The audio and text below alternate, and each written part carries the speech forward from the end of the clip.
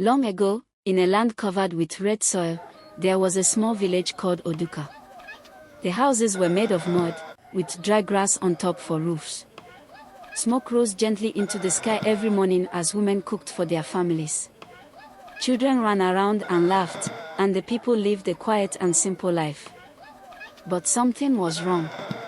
At night, the village became very quiet. People no longer spoke freely. They whispered in fear. One by one, young boys and girls began to change. Some of them would walk into the forest and return looking strange. Their eyes lost their light. They stopped talking, stopped walking, and slowly forgot who they were. It was as if something had taken their spirit away. The villagers believed that one person was behind it all. Her name was Zireya. She lived deep inside the forest, in an old and broken shrine. Long ago, she was known as a priestess who served the light. But something changed. She began to seek more power than she was given.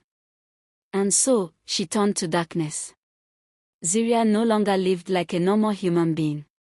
She did not eat food like others. Instead, she fed on the strength and future of young people. She took their dreams and left them empty, like dry leaves on the ground. One evening, a young boy named Connie went to the river. Everything seemed normal. But when he returned, he was no longer the same. His eyes were dull. He did not speak. He did not even recognize his own family. Fear began to grow in the village.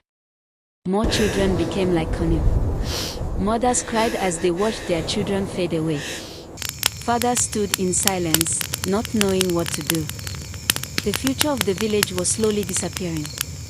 The chief knew the truth. He understood what was happening. But fear held him back. He told the elders, "Some powers are too dangerous to fight."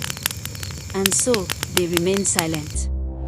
Deep inside the forest, Zireya stayed in her shrine. Bones were scattered on the ground. Strange objects hung from the walls. Dark smoke filled the air. And sometimes, in the middle of the night, her laughter could be heard from far away. But there was one person who watched everything closely. A young girl named Amara. She was quiet, but her mind was strong. She saw what others refused to see.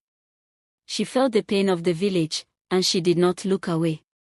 And one thing was clear. Amara was not afraid.